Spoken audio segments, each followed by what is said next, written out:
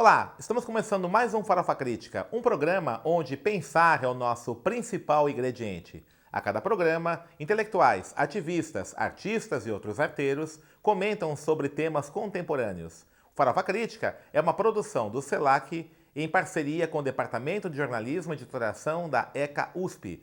Acesse ao nosso canal youtube.com/farofacrítica, inscreva-se e não esqueça de clicar no sininho para receber as notificações de novos programas.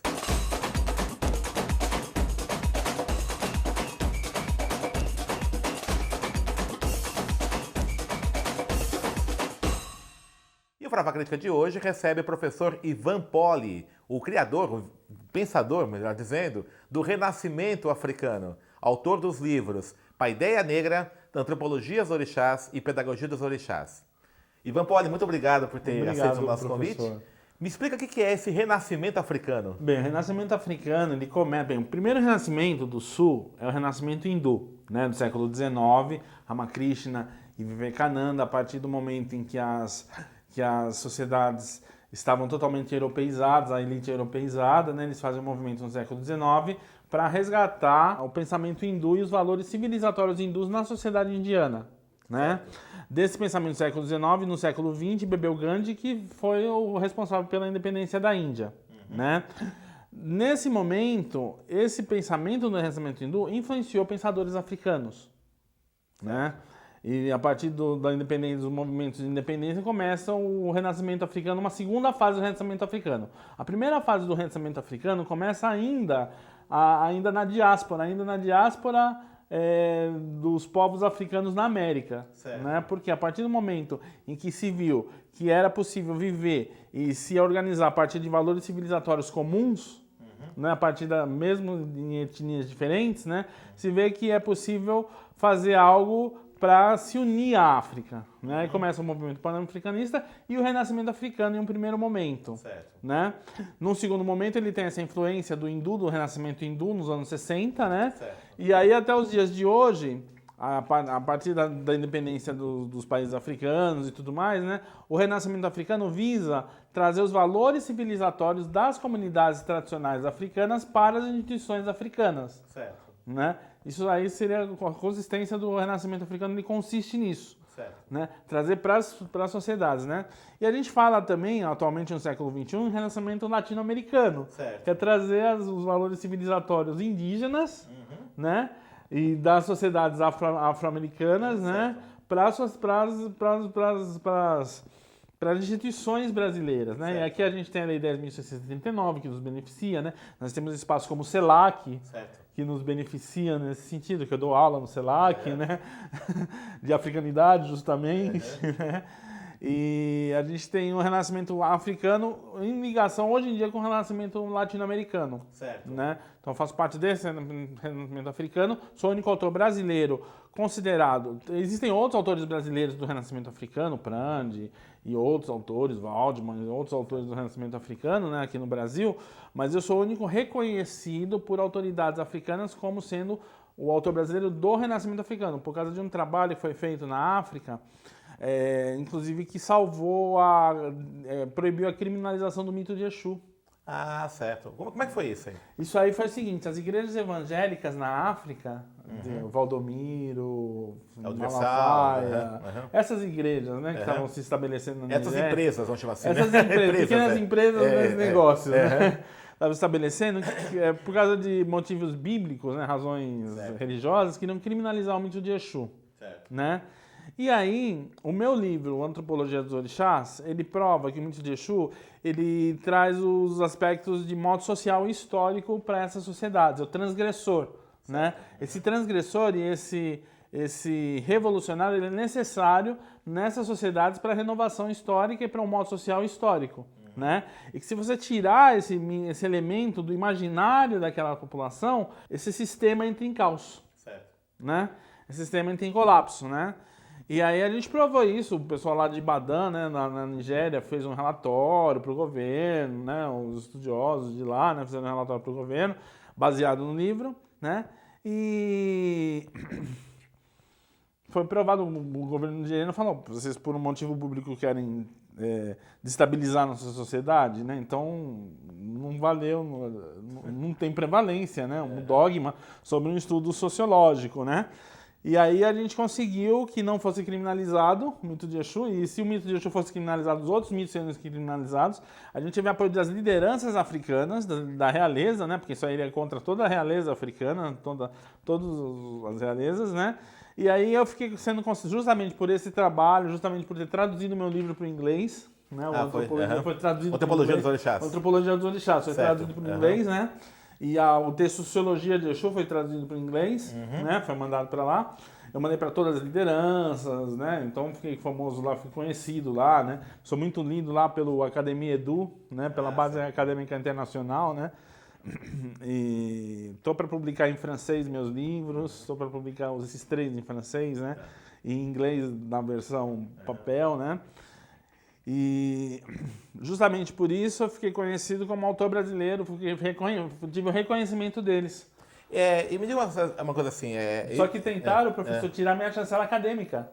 Como assim? Dos meus livros. Eles escreveram para a USP e disseram que eu não era pedagogo, que eu não era antropólogo, para o Kabengele Munanga, né?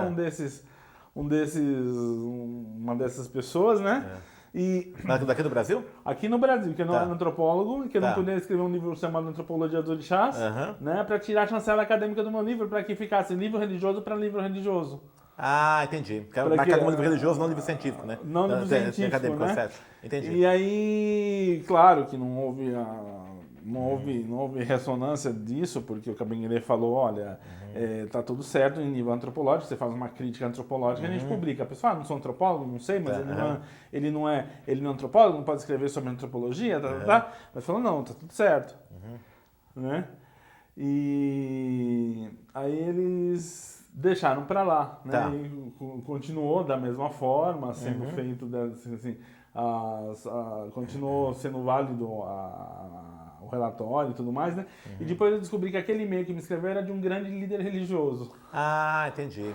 Então a ação dele foi no sentido de desqualificá-lo como... Desqualificar. Certo. Tentaram me desqualificar. Entendi. Me diz uma coisa, Ivan, você, num dos seus livros, seus 3 livros, eu não vou lembrar qual, me desculpe agora que eu li os 3, achei muito interessantes, né? Mas você fala que a Yansan deixou Freud no divã. Enlouqueceu o Freud em seu divã. Me fala um pouquinho sobre isso. Que brincadeira que você fez aí do Freud, do pensamento da psicanálise? Eu fiz um ciclo de palestras no Mundo Pensante, um centro cultural aqui em São Paulo, foi super polêmico, né? Tem pessoas que se levantaram, se revoltaram. Me fala um pouquinho dessa polêmica, como é que foi? O que é esse Yansan que deixou o Freud no divã? O seu Freud no seu divã. Na verdade, o que é? Na verdade, o que eu faço? Faço uma brincadeira, né? Sim, assim, claro. Uma brincadeira, um diálogo entre Yansan e Freud, né? E nesse diálogo, Yansan, ela se coloca como uma mulher negra, né? Que sofre discriminação, todas essas questões, e que na psicanálise eles não levam em consideração essas questões. Sim. Do racismo, né? Falam que é vitimismo. Sim. Falam que são questões... de responsabilidade da pessoa, que não é a sociedade que está doente. E em determinado momento chega, será que não é a sociedade que está doente, seu Freud? Né? E ela brinca com ele, né? Ele começa a psicanalizar as coisas, né? Tem um certo momento que ele começa a psicanalizar as coisas, aí ela se irrita, ela fala, se o senhor continuar assim, eu vou psicanalizar o charuto do senhor. Vou chegar... Psicanalizar o charuto? Vou psicanalizar o charuto do senhor. Eu vou falar para todo mundo. Eu vou falar para todo mundo porque que o senhor morreu fumando charuto, né? Porque assim, ele fode psicanalizando as coisas, né? E não responde a questão do racismo, né? Certo. Na verdade, é uma crítica aos profissionais que não levam em consideração as questões relacionadas ao racismo nas teorias psicanalíticas, né? Inclusive, no próprio Conselho Regional de Psicologia, tem alguns amigos, né, que são psicólogos e tal, e tem um grupo, né, de psicólogos negros, né? E vários deles falam que, inclusive, os que trabalham em clínica, psicanalistas negros, né, têm dificuldades, inclusive, né? Tem pessoas que, como a psicanálise, uma parte das vezes, ainda é um tipo de consulta muito classe média, né? A maior classe média alta que pegam, né? Então, pessoas mais de elite. E tem vários que se recusam a ser atendidos por um psicanalista negro, né? E existe esse movimento lá no CRPE. Eu fiz um movimento contrário, né? O psicanalista branco com a exatamente, inversão, negro, né? Mas a inversão também existe, exatamente, né? claro. Também as pessoas são outras, né? Até porque a psicanálise foi formada no Renascimento Europeu, né? A psicanálise foi fruto disso. No Renascimento Europeu, exatamente. E aí a Anselm faz toda essa questão e no final ela coloca, né, que assim, Descartes, Descartes, né? Certo. Descarte Descartes, né? Assim, não sejamos tão cartesianos, não sejamos tão calculistas, né? Não sejamos mais humanos, tem uma visão mais humanista das coisas, né? Tem uma visão mais humana das coisas, mais dialética, né? E esse debate seu do Renascimento africano, esse estudo que você faz das tradições africanas, como é que tem impactado, por exemplo, na aplicação da Lei 10.639, nessa lei que obriga o ensino de história da África e de cultura africana no ensino? Bem, a primeira coisa que eu falo na Secretaria de Educação que eu vou ensinar, que eu vou falar, porque assim, apesar de falar dos orixás, mesmo falando dos orixás, eu não falo de religião. Certo. Né? Eu falo dos valores civilizatórios africanos, certo. presentes nos mitos africanos e que nos influenciaram. Sim, até porque a escola é laica, né? Porque a escola é laica, né? Apesar que a gente vê assim, né? A escola, o Estado brasileiro, pessoas rezando Pai Nosso, a gente vê uns absurdos, né? Então, assim, a escola meio laica preia, né? Exatamente. Escola laica preia. Até a página 2, né? Até a página 2. Os feriados, todos católicos, feriados. Todos católicos, né? Então, assim, a gente vê pessoas rezando Pai Nosso. Eu falei assim, cheguei e falei numa escola, né? Bem, se a senhora reza o Pai Nosso, eu posso trazer aqui para acalmar as crianças, vamos rezar então o canto do seu tranca-rua para deixar elas mais animadinhas. Né? Sim, o vizinho faz belém, belém, bló.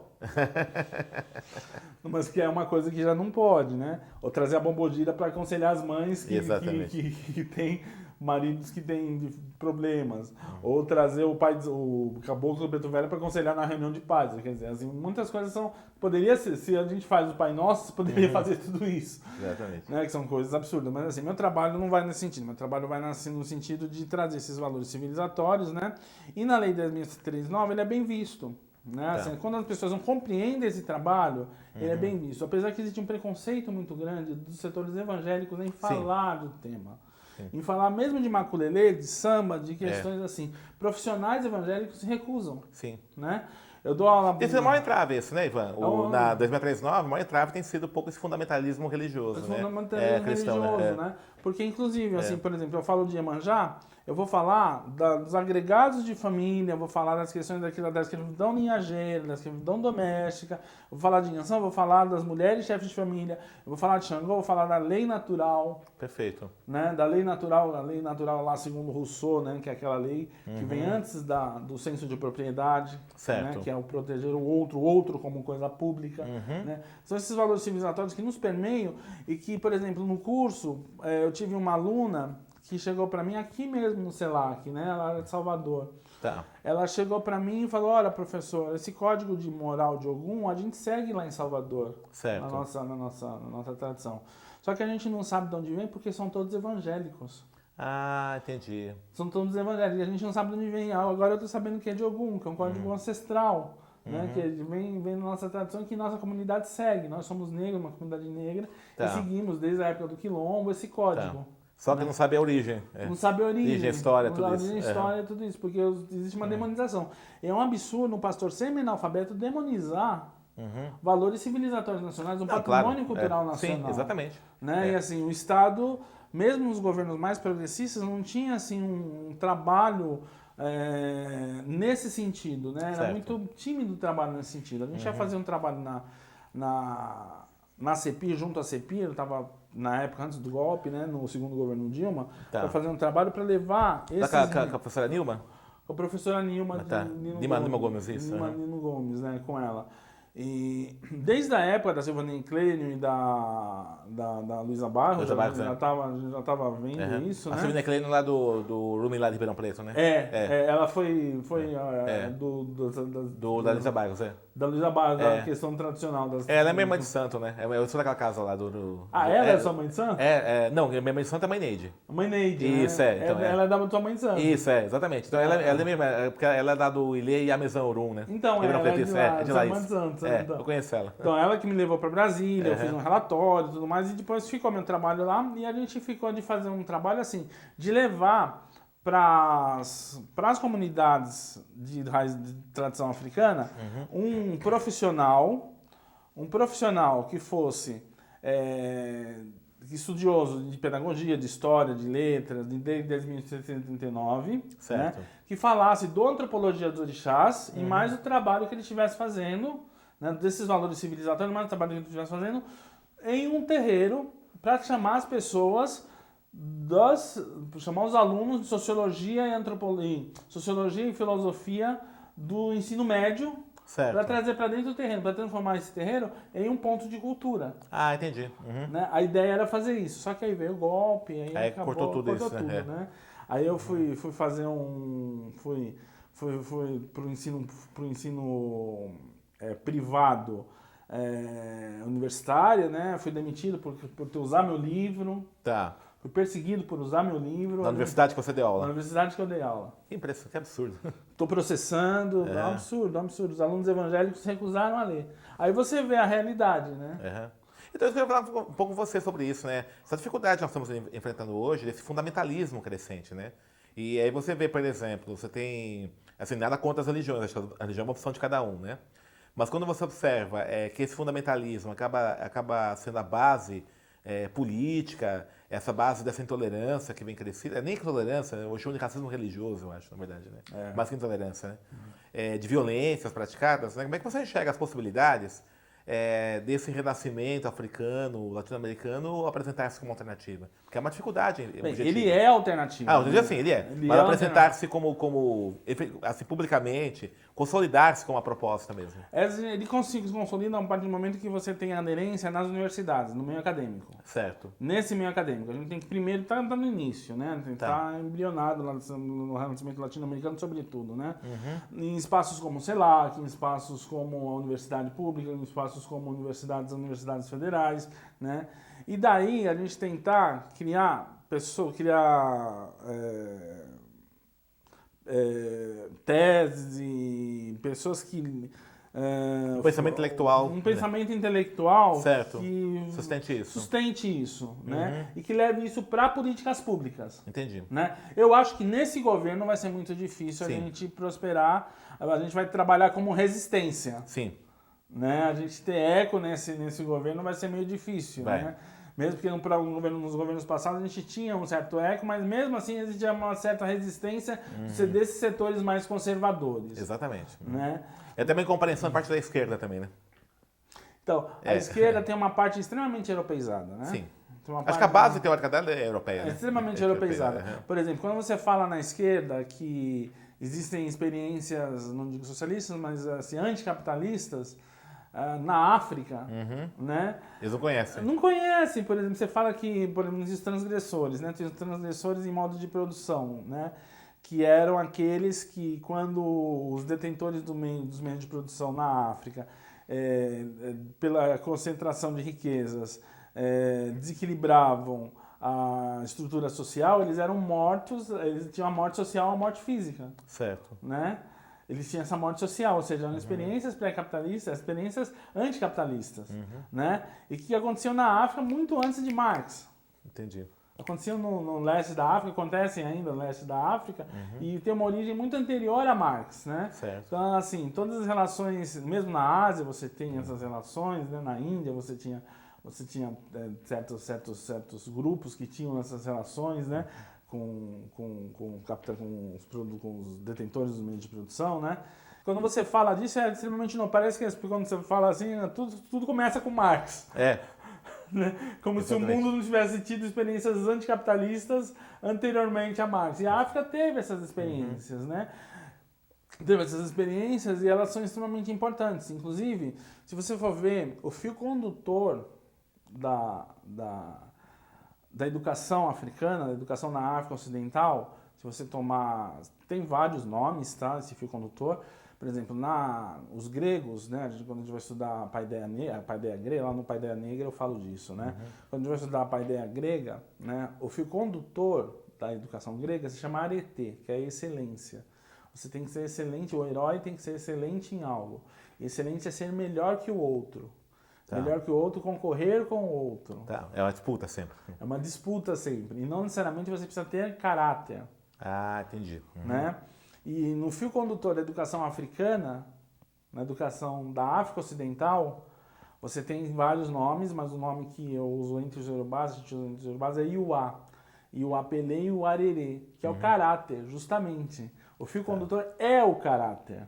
Então um é competente, um é a disputa, a vitória, e o outro é o caráter. O outro é o caráter. Então, assim, você Certo. tem que, se a gente tivesse nos nossos quilombos, né, nas nossas sociedades tradicionais, nas nossas sociedades de resistência aqui, o fio condutor dos nossos heróis quilombolas, como o Aretê, dificilmente nossas sociedades teriam uma sociedade de cooperativas, de cooperação. Certo. Né? Mas como o fio condutor é do caráter, você tem possível se fazer essa sociedade como queriam lá os jacobinos, colaborativa, essa sociedade de irmandade, essa irmandade mesmo, né? Certo. Essa sociedade... Então, será que o Marx passou pela África, então?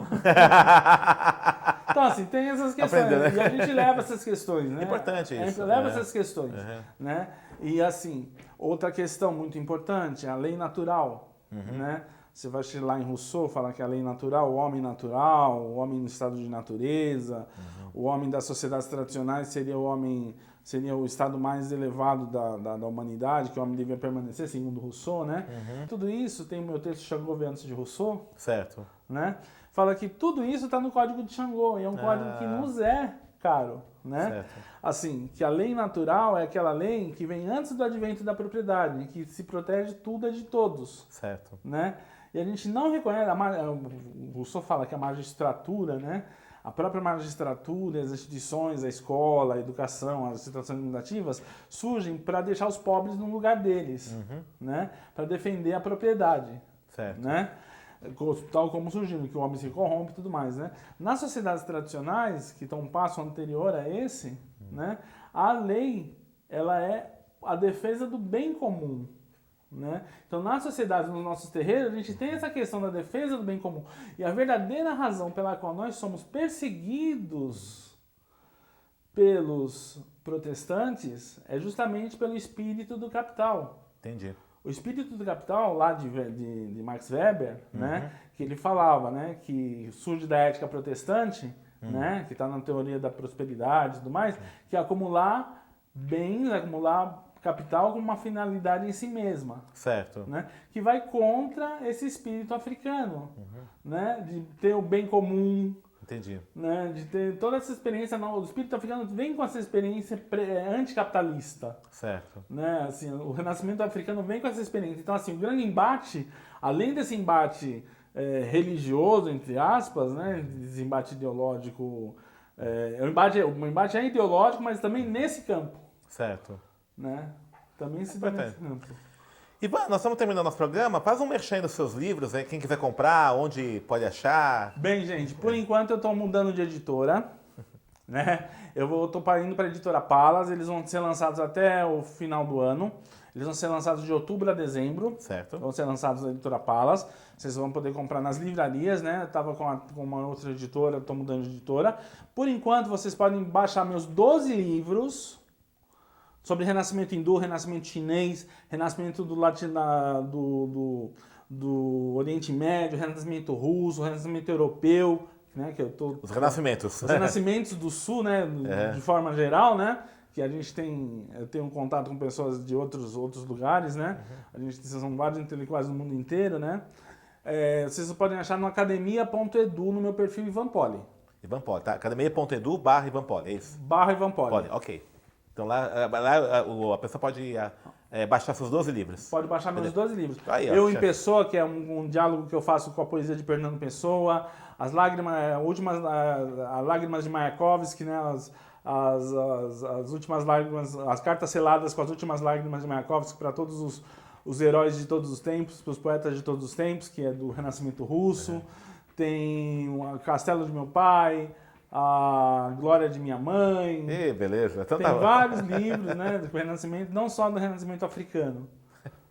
Ivan, obrigado, querido, pela sua presença aqui, né? E espero ter muito sucesso aí nas suas obras, nessa luta aí. Nossa luta, né, pelo nosso renascimento. Pelo nosso renascimento, que é a saída, né? É a saída. É a saída. Como foi o modernismo, né, naquele momento de desordem, porque a desordem tem 3 respostas, né? A desordem, né, como eu falo na sociologia de Exu, né? A resposta totalitária, a resposta religiosa e a resposta pelo movimento, pela transgressão. Certo. Né? A resposta totalitária foi o nazismo e o fascismo, e atualmente é o neofascismo e o neonazismo. Né? A resposta religiosa a gente está vendo aí, que é essa resposta neopentecostal fundamentalista. Né? E foi na época do segundo, no século XX, a adesão da igreja ao nazismo. E a resposta pelo movimento, que no século XX foi o modernismo, agora é o renascimento africano. Certo. E o renascimento latino são os renascimentos do sul. Essa é a nossa transgressão. São nossa transgressão. Então tá legal. Farofa Crítica encerra mais um programa que hoje recebeu o professor Ivan Poli, que falou dos renascimentos do Sul. Acesse nosso site youtube.com/farofacrítica, inscreva-se e clique no sininho para receber novas notificações. Até o próximo!